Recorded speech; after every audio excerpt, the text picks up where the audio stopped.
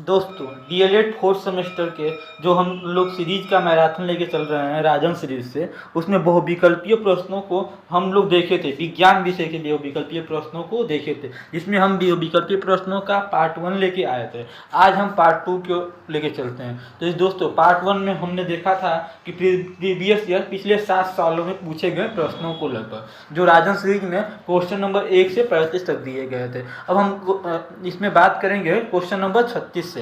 तो दोस्तों हम चलते हैं क्वेश्चन के तरफ। तो क्वेश्चन नंबर 36 से हम लोग स्टार्ट करते हैं।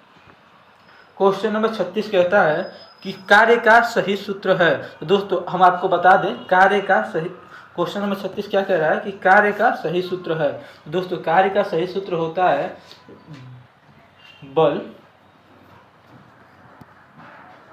बल किसी वस्तु पर जब हम लगाते हैं तो उसको वस्तु विस्थापित कर देता है, यानी कि कार्य किसी वस्तु पर किया गया कार्य वस्तु पे बल और बल की दिशा में विस्थापन के योग के गुणनफल के बराबर, यानी कार्य बराबर बल गुणे बल की दिशा में विस्थापन। क्वेश्चन नंबर 36 का ये सही होगा। और क्वेश्चन नंबर 37 देखते हैं। तो क्वेश्चन नंबर 37 कहता है किसी वस्तु के कार्य करने की क्षमता को कहते हैं। दोस्तों हमें पता होगा किसी वस्तु को कार्य करने की क्षमता को क्या कहते हैं, ऊर्जा कहते हैं। क्वेश्चन नंबर 37 का बी सही होगा। क्वेश्चन नंबर 38 पे चलते हैं। तो क्वेश्चन नंबर 38 कहता है एकांक आवेश यानी समय अंतराल का सूत्र है। तो दोस्तों हम आपको बता दें एकांक आवेश के समय अंतराल का सूत्र क्या होता है, विद्युत धारा होता है। क्वेश्चन नंबर 38 का ए सही होगा। क्वेश्चन नंबर 39 पे चलते हैं। तो क्वेश्चन नंबर 39 कहता है ऊर्जा का सबसे महत्वपूर्ण स्रोत है। तो दोस्तों ऊर्जा का इसमें क्वेश्चन में क्या है, सबसे महत्वपूर्ण स्रोत, सबसे महत्वपूर्ण स्रोत पूछ रहा है। दोस्तों अगर ऊर्जा के स्रोत की बात करता है तो स्रोत तो पेट्रोलियम भी होगा, ऊर्जा सूर्य भी होगा, डीजल भी होगा और केरोसिन भी होगा। इन क्वेश्चन में कह रहा है कि ऊर्जा का सबसे महत्वपूर्ण स्रोत है, तो महत्वपूर्ण स्रोत इसमें क्या होगा, सूर्य होगा। अब क्वेश्चन नंबर 40 पे चलते हैं। तो क्वेश्चन नंबर 40 कहता है कि निम्नलिखित में से कौन जल में घुलनशील विटामिन है। तो दोस्तों हम आपको बता दें कि जल में घुलनशील विटामिन क्या होता है, BC जो होता है वो जल में घुलनशील विटामिन होता है। तो क्वेश्चन नंबर 40 का बी सही होगा। अब क्वेश्चन नंबर 41 पे चलते हैं। तो क्वेश्चन नंबर 41 कहता है निम्नलिखित में कौन सा वसा में घुलनशील विटामिन है। तो दोस्तों हम आपको बता दें वसा में घुलनशील विटामिन क्या होता है, ADEK होता है, अर्थात क्वेश्चन नंबर 41 का ए सही होगा। तो क्वेश्चन नंबर 42 पे चलते हैं। 42 कहता है स्कर्वी रोग की पहचान है। तो दोस्तों जब स्कर्वी रोग किसी मनुष्य को होता है तो उसके मसूड़ों से रक्त का स्राव होने लगता है, अर्थात क्वेश्चन नंबर 42 में ए में लिखा भी है कि मसूड़ों से रक्त का स्राव होना। क्वेश्चन नंबर 42 का ए सही होगा। क्वेश्चन नंबर 43 पे चलते हैं। 43 कहता है कैलोमाइन का रासायनिक सूत्र होता है। दोस्तों हम आपको बता दें ZnCO3। कैलेमाइन का रासायनिक सूत्र क्या होता है, ZnCO3, अर्थात क्वेश्चन नंबर 43 में ऑप्शन नंबर सी सही है। अब क्वेश्चन नंबर 44 पे चलते हैं। तो क्वेश्चन नंबर 44 में कह रहा है RBC की जीवन अवधि कम हो जाती है। दोस्तों जब किसी इंसान को एनीमिया रोग हो जाता है, कौन सा रोग, एनीमिया रोग, तो उसकी जीवन अवधि कम हो जाती है। ऑप्शन नंबर ए एनीमिया रोग दिया भी है। क्वेश्चन नंबर 44 का ए सही होगा। 45 पे देखते हैं। तो 45 नंबर कहता है किसी आवर्त में बाएं से दाएं जाने पर तत्वों की, तो दोस्तों की के बाद कुछ नहीं दिया, उसमें क्या बड़ा है, ए में है धन विद्युत प्रवृत्ति बढ़ती है, बी में धात्विकता बढ़ती है, सी में आयनिक त्रिज्या बढ़ती है, यानी डी में तत्वों की ऑक्साइड की क्षारित प्रवृत्ति घटती है। यानी क्वेश्चन नंबर दोस्तों क्या, किसी आवर्त में बाएं से हम जब दाएं जाते हैं तो धन विद्युत प्रवृत्ति बढ़ती है, अर्थात 45 का ए सही होगा। क्वेश्चन नंबर 46 पे चलते हैं। क्वेश्चन नंबर 46 कहता है लेमार्कवाद का आधार है। दोस्तों हम आपको बता दें लेमार्कवाद उपार्जित लक्षणों की वंशागति का सिद्धांत दिए थे लेमार्क ने। इनका आधार क्या होगा, उपार्जित लक्षणों की वंशागति का, तो इसमें ऑप्शन नंबर बी सही होगा। अब क्वेश्चन नंबर 47 पे चलते हैं। 47 कहता है कि निम्नलिखित में कौन सा समीकरण सही है। दोस्तों ये क्वेश्चन नंबर 47 का में है कि कौन सा समीकरण सही है। दोस्त I बराबर Q इंटू टी कोई समीकरण होता नहीं है, जबकि दोस्तों I बराबर Q बाई टी ये समीकरण होता है, धारा का सूत्र होता है। तो दोस्तों नंबर 47 का बी सही होगा। क्वेश्चन नंबर 48 पे कहते हैं, क्वेश्चन नंबर 48 कहता है मारेस्मस तथा क्वासियुरस रोग जो होता है किसकी कमी से होता है। दोस्तों हम आपको बता दें कि मैरेस्मस और क्वासियुरस रोग जो होता है वो प्रोटीन की कमी से होता है। क्वेश्चन नंबर 48 का बी सही होगा। अब क्वेश्चन नंबर 49 पे चलते हैं। क्वेश्चन नंबर 49 कहता है कि रक्त दाब मापा जाता है। दोस्तों रक्त दाब को हम किससे मापते हैं? इस फैग्नो नैनोमीटर के द्वारा रक्त दाब मापते हैं। अब क्वेश्चन नंबर 49 का डी सही है। अब क्वेश्चन नंबर 50 पे चलते हैं। क्वेश्चन नंबर 50 कहता है कि किस रक्त समूह को सर्वदाता कहते हैं। तो दोस्तों हम आपको बता दें कि सर्वदाता और सर्वग्राही को अभी समझ लीजिए। ओ जो होता है रक्त समूह ओ जो होता है, ओ और ए बी, इन्हीं दोनों में से सर्वदाता सर्वग्राही। ओ जो होता है ये सबको रक्त दे सकता है, यानी सब ये हो जाएगा सर्वदाता हो जाएगा। ओ जो है सर्वदाता हो जाएगा, और जो दोस्तों ए बी जो होगा वो सर्वग्राही हो जाएगा। ए बी जो होगा सर्वग्राही होगा।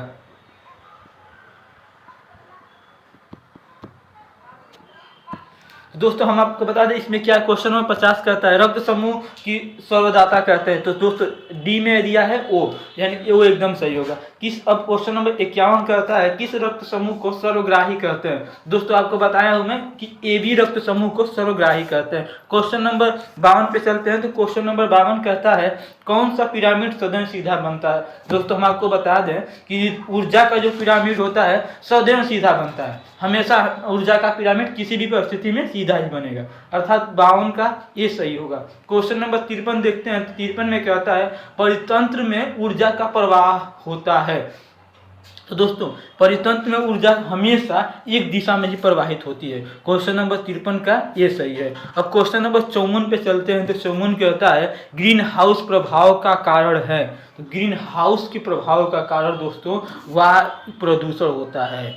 ऑप्शन नंबर ए सही है। 54 का भी ए सही होगा। अब क्वेश्चन नंबर 55 पे चलते हैं। तो क्वेश्चन नंबर 55 कहता है ग्लोबल वार्मिंग का अर्थ है। दोस्तों ग्लोबल वार्मिंग का अर्थ क्या होता है? पृथ्वी का गर्म हो जाना। जब पृथ्वी गर्म हो जाती है उसी को हम लोग क्या बोलते हैं? ग्लोबल वार्मिंग बढ़ने लगा, घटने लगा। तो इसमें क्या होता है? पृथ्वी जब गर्म हो जाती है। आंसर नंबर ए सही होगा। क्वेश्चन नंबर 56 देखते हैं। ग्लोबल वार्मिंग के कारण हैं। दोस्तों ग्लोबल वार्मिंग का कारण क्या हो सकता है? उत्तरी ध्रुव और दक्षिणी ध्रुव दोनों किसी भी ध्रुव पे हो बर्फ का पिघलना होना चाहिए। जब बर्फ पिघलता है ये एक कारण होता है ग्लोबल वार्मिंग का, कि बर्फ जब पिघलेगा तो जल का स्तर बढ़ेगा, ऐसे यही कारण होता है। तो यानी उत्तरी ध्रुव से बर्फ का पिघलना ये भी हो सकता है, दक्षिणी ध्रुव से बर्फ का पिघलना ये भी, यानी उपयुक्त दोनों सही है। ऑप्शन नंबर सी सही होगा। क्वेश्चन नंबर 57 पे चलते हैं। तो 57 कहता है ओजोन परत को कहते हैं। दोस्तों ओजोन परत को क्या कहते हैं? ओजोन परत जो होता है दोस्तों वो पराबैंगनी किरणों को रोकता है। मान लीजिए ओजोन परत है, ये सूर्य से आने वाला प्रकाश आ रहा है, सूर्य से जब प्रकाश आता है तो ओजोन परत जो होता है पराबैंगनी किरणों को रोकता है। जो पृथ्वी पे हम लोग को आता है तो हम लोग की क्या बोलते हैं? जीवन, हम लोग के जीवन को मतलब रक्षा करते हैं, इसलिए हम क्या कहते हैं? ओजोन परत को जीवन रक्षक परत कहते हैं। क्वेश्चन नंबर 57 का ये सही होगा। अब क्वेश्चन नंबर 58 पे चलते हैं। तो 58 कहता है ओजोन परत के क्षय का कारण है। तो दोस्तों हम आपको बता दें कि ओजोन परत जो है वो क्लोरोफ्लोरोकार्बन की वजह से, ऑप्शन के हिसाब से देखें तो क्लोरोफ्लोरोकार्बन की वजह से ओजोन परत में धीरे धीरे छिद्र होते हैं। तो ऑप्शन नंबर ए सही होगा, क्लोरोफ्लोरोकार्बन। अब क्वेश्चन नंबर 59 पे देखते हैं। तो 59 कहता है निम्नलिखित में से प्राथमिक उपभोक्ता है। दोस्तों इसमें क्या दिया है? पौधा। जो पौधा होता है, हरे पौधे जो होते हैं वो होते हैं, ये होते हैं उपभोक्ता नहीं, ये होते उत्पादक होते हैं।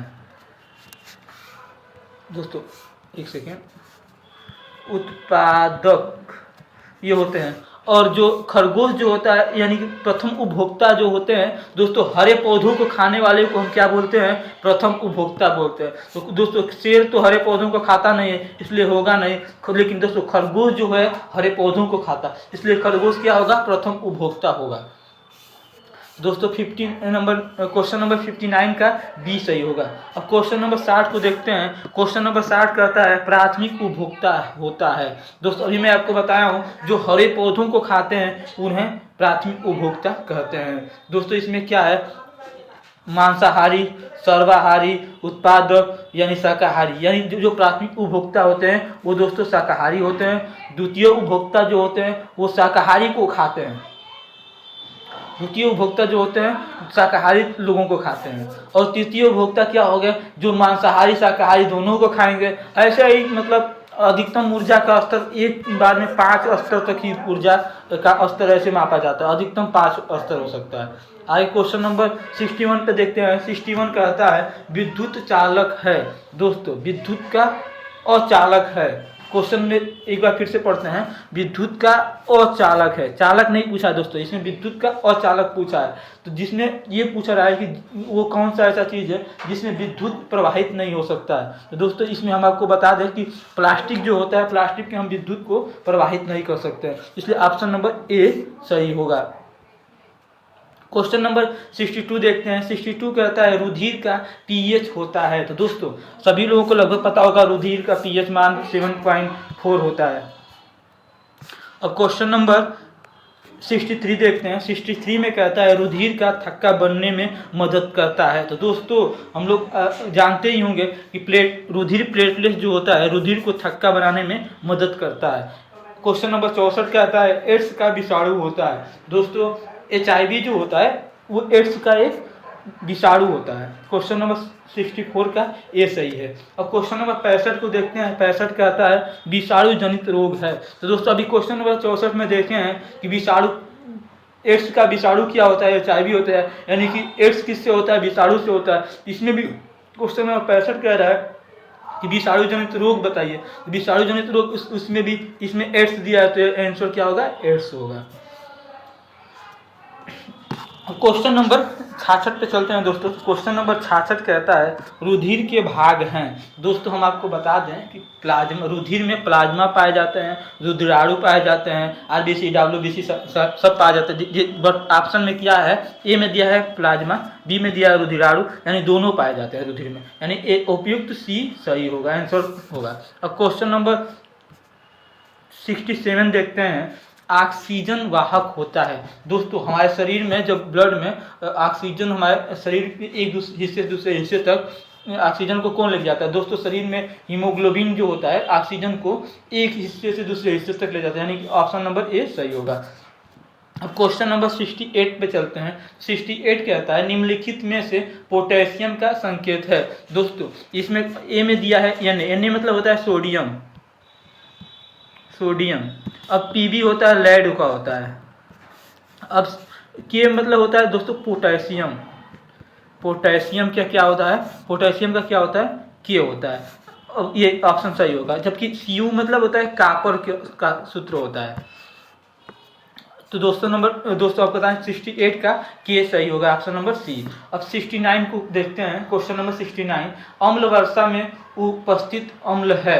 दोस्तों हम आपको बता दें अम्ल वर्षा के बारे में थोड़ा सा। अम्ल वर्षा एक क्वेश्चन बहुत फेमस है कि आगरा का जो ताजमहल है वो दिन प्रतिदिन भद्दा होता जाता होता है, वो किस वजह से होता है। तो दोस्तों वो भी जो आगरा का जो ताजमहल है वो अम्ल वर्षा के कारण ही भद्दा हो जाता है। तो इसने पूछा है उस अम्ल वर्षा में क्या क्या उपस्थित होता है। तो दोस्तों हम सभी को पता होना चाहिए कि नाइट्रिक अम्ल और सल्फ्यूरिक अम्ल दोनों जो ये अम्ल होते हैं वो अम्ल वर्षा में उपस्थित होते हैं, जिनके कारण कोई भी चीज़ें मतलब दिन प्रतिदिन धीरे धीरे उनकी चमक घटने लगती हैं, यानी कि 69 का ये सही होगा। नाइट्रिक अम्ल और सल्फ्यूरिक अम्ल वर्षा में उपस्थित होते हैं। अब क्वेश्चन नंबर 70 देखते हैं। भोपाल गैस त्रासदी का कारण कौन सी गैस है। तो दोस्तों हम सभी लोग जानते ही होंगे, लगभग कहीं ना कहीं ये सुने होंगे कि भोपाल में एक गैस त्रासदी हुआ था। गैस के रिसाव के कारण बहुत लोग मारे गए थे। उसमें मिथाइल आइसोसाइनेट जो गैस थी उसके रिसाव से वहाँ पे बहुत बड़ी त्रासदी आई थी। अर्थात 70 का B methyl isocyanate, question number 70 का बी सही है। 71 क्वेश्चन नंबर 71 देखते हैं। ताजमहल के दिन प्रतिदिन भद्दा होने का कारण है। दोस्तों देखिए मैंने बताया क्वेश्चन आ भी गया कि ताजमहल दिन प्रतिदिन भद्दा होता है, क्यों होता है, अम्ल वर्षा के कारण हो रहा है, दिन प्रतिदिन भद्दा होता जा रहा है। और क्वेश्चन नंबर 72 देखते हैं। 72 कह रहा है ग्रीन हाउस गैस है। दोस्तों methane gas, carbon dioxide gas, nitrous oxide gas जो होता है ये ग्रीन हाउस गैस होता है। क्वेश्चन नंबर 72 का ये सही होगा। अब क्वेश्चन नंबर 73 पे चलते हैं। तो 73 कहता है उत्पादक है। तो दोस्तों मैंने बताया कई बार, 2-3 बार बता चुका हूँ कि हरे पौधे जो होते हैं वो उत्पादक होते हैं, और जो हरे पौधों को खाते हैं वो प्रथम उपभोक्ता होते हैं। जो हरे पौधों को खाते हैं, जो ये तो उत्पादक हो गया, इनको जो खाएगा पहली बार वो प्रथम होगा, और जो प्रथम को खाएगा वो द्वितीयक होगा। तो ऐसे ऐसे 5 सर्कल तक चलता है। आगे क्वेश्चन देखते हैं। क्वेश्चन नंबर 74 जो कहता है द्वितीयक उपभोक्ता है। ये क्वेश्चन आ गया, द्वितीयक उपभोक्ता है। तो दोस्तों हम आपको बता दें कि ए में दिया है मेढक, 2 में हिरन दिया है, 3 में शेर दिया है, और डी में इसमें से कोई नहीं। दोस्तों मेढक जो होता है वो द्वितीय उपभोक्ता होता है, क्योंकि अब इसको हम समझते हैं एक तालाब है, तालाब में छोटे छोटे शैवाल वगैरह सब हरे हरे चीज़ हैं, उनको छोटे छोटे जीव खा लेते हैं, छोटे छोटे जीव खा लेंगे। अब इनको वो प्रथम उपभोक्ता हो गए, अब उनको ये मेढक खाते हैं, मेढक तो द्वितीय उपभोक्ता हो गए। क्वेश्चन में क्या कह रहे हैं, मेढक द्वितीय उपभोक्ता है, तो इसमें क्या आंसर होगा, मेढक। क्वेश्चन नंबर 75 देखते हैं। 75 कहते हैं कोशिकाओं के समूह को कहते हैं। तो दोस्तों कोशिकाओं के समूह को क्या कहते हैं? दोस्तों सभी को पता होगा कोशिकाओं के समूह को ऊतक कहते हैं। क्वेश्चन नंबर 76 पे चलते हैं। 76 कहता है प्रतिरोध का मात्रक है। दोस्तों प्रतिरोध का मात्रक क्या होता है? Option A ampere, B ohm, C metre, और डी में इनमें से कोई नहीं। तो दोस्तों हम आपको बताया प्रतिरोध का जो मात्रक होता है ओम होता है, और इसको हम ऐसे करके बनाते हैं, ओम का ये सिंबल है, संकेत है, ऐसे करके बनाते हैं। और क्वेश्चन नंबर 77 देखते हैं। 77 कहता है कापर का अयस्क है। तो दोस्तों कापर का अयस्क होता है क्यूप्राइट भी होता है। हम आपको बता दें कापर का जो अयस्क होता है क्यूप्राइट भी होता है, कापर ग्लास भी होता है, कापर पाइराइट भी होता है, यानी उपयुक्त सभी आंसर सही होगा इसका। क्वेश्चन नंबर 77 का आंसर उपयुक्त सभी। क्वेश्चन नंबर 78 पे चलते हैं। 78 जो कहता है ओजोन परत के क्षय से होता है। दोस्तों ओजोन परत में जब क्षय होता है तो त्वचा में कैंसर होने लगता है, मोतियाबिंद की शिकायतें बढ़ने लगती हैं, और उत्परिवर्तन अलग अलग तरह की उत्परिवर्तन होने लगता है, अर्थात उपयुक्त सभी आंसर सही होगा। आंसर नंबर डी उपयुक्त सभी सही होगा। क्वेश्चन नंबर 79 देखते हैं कि पैराबैंगनी किरणें को रोकती है। तो दोस्तों मैंने पीछे बताया भी कि जब सूर्य से आने वाले प्रकाश की किरणों को ओजोन परत रोकती है, यानी पैराबैंगनी किरणों को कौन रोकती है? ओजोन परत रोकती है। 79 का ए सही है। अब क्वेश्चन नंबर 80 पे चलते हैं। क्वेश्चन नंबर 80 कहता है किन किन धातुओं के ऑक्साइड उभयधर्मी होते हैं। दोस्तों हम आपको बता दें कि उभयधर्मी जो होते हैं एल्यूमिनियम के भी ऑक्साइड होते हैं, जिंक के Zn यानी जिंक के भी होते हैं, Pb यानी लेड के भी होता है। इन सभी के ऑक्साइड जो होते हैं वो उभयधर्मी होते हैं, अर्थात क्वेश्चन नंबर 80 का 20 सही होगा, उपयुक्त सभी। अब क्वेश्चन नंबर 81 देखते हैं। 81 कहता है विद्युत धारा मापने का यंत्र है। तो दोस्तों हम आपको बता दें विद्युत धारा को जब मापते हैं, जब धारा मापेंगे तो अमीटर से मापेंगे। दोस्तों एक हमको बस ये जानना होगा, ये बहुत कंफ्यूजिंग क्वेश्चन होता है और बार बार ये फंसा देता है कि विद्युत धारा मापने का यंत्र और विद्युत विभवांतर। देखिए तुरंत क्वेश्चन भी दिया भी है यहाँ पे कि विद्युत विभवांतर मापने का यंत्र और विद्युत धारा मापने के यंत्र। दोस्तों हम लोग को इतना बस जानना होगा, जब धारा का शब्द आएगा तो अमीटर, विभवांतर आएगा तो वोल्ट मीटर, यानी कि धारा आएगा, विद्युत धारा आएगा तो अमीटर होगा, और विद्युत विभवांतर मापने के लिए आएगा तो वोल्ट मीटर आ जाएगा। इसमें क्वेश्चन नंबर 81 कह रहा है विद्युत धारा मापने का यंत्र, तो दोस्तों अमीटर होता है। और विभवांतर मापने का यंत्र क्या होता है? दोस्तों 82 क्वेश्चन में कह रहा है तो हम इसमें होगा वोल्ट मीटर। अब क्वेश्चन नंबर 83 जो इस राजन सीरीज के बहुविकल्पीय प्रश्नों का अंतिम क्वेश्चन है। दोस्तों हम इसके पहले बता दें कि अब हमारे चैनल को पे आए और सारे वीडियो को देखिए। हम लोग बहुत अच्छे वेब से क्रमबद्ध करके प्ले लिस्ट बनाए हुए हैं, जिसमें राजन सीरीज के सारे क्वेश्चनों का मतलब मैराथन लगा हुआ है, एकदम सिस्टमेटिक वे से लगा हुआ है। आप प्ले लिस्ट में आइए और देखिए सारे प्रश्नों को, वीडियो पे और अपना राय दीजिए, साथ में दोस्तों तक जिनको ज़रूरत हो, ज़रूरतमंद हो तो इनको शेयर करें और चैनल को सब्सक्राइब करें। तो क्वेश्चन नंबर 83 देख लेते हैं। 83 नंबर क्वेश्चन कहता है कि अम्ल वर्षा का प्रमुख कारण है। दोस्तों इसमें क्वेश्चन है क्या है, प्रमुख कारण, कारण ही नहीं है, प्रमुख कारण। दोस्तों प्रमुख कारण जब पूछ रहा है तो वायु प्रदूषण जो है वो अम्ल वर्षा का कारण, प्रमुख कारण। क्योंकि देखिए हम एक इस चीज़ को समझ लेते हैं थोड़ा सा, क्वेश्चन लास्ट क्वेश्चन है, इसको हम थोड़ा सा समझ लेते हैं। मानिए ये हमारा एटमॉस्फेयर है, ये हमारे वायु में गंदगियाँ फैली हुई है, और इधर से वर्षा जब होता है तो वर्षा जब होगा तो ये वर्षा के साथ घुल के नीचे आ जाएंगी, जो भी गैस होगा वो सब घुल के नीचे आ जाएगा। यही इसका कारण होता है, यानी वायु का प्रदूषित हो जाना। तो दोस्तों हम आपको बता दें कि हमारे चैनल टीचर तक के टेट सी टेट टीचर भर्ती के साथ साथ यूपी डीएलएड के फर्स्ट सेमेस्टर, सेकेंड सेमेस्टर, सारे सेमेस्टर लगभग, और फोर्थ सेमेस्टर का तो आप ही देख ही रहे हैं, हर सेमेस्टर के क्लासेस चलेंगे और चलाए जा रहे हैं। तो दोस्तों आप हमें ज़्यादा से ज़्यादा सपोर्ट करें और सारे वीडियो को देखें। धन्यवाद।